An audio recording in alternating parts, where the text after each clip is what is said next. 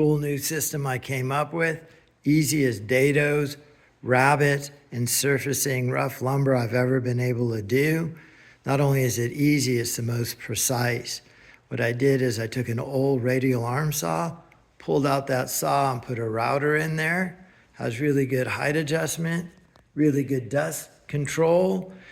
Fits right into my existing chop saw station with these built-in clamps that are recessed into the tabletop so that the fence is adjustable if I have to router on angle. Be really easy to manufacture with aluminum tracks mounted on the wall and the saw station. Any fine woodworker would love to add this routering capability to their crosscut station.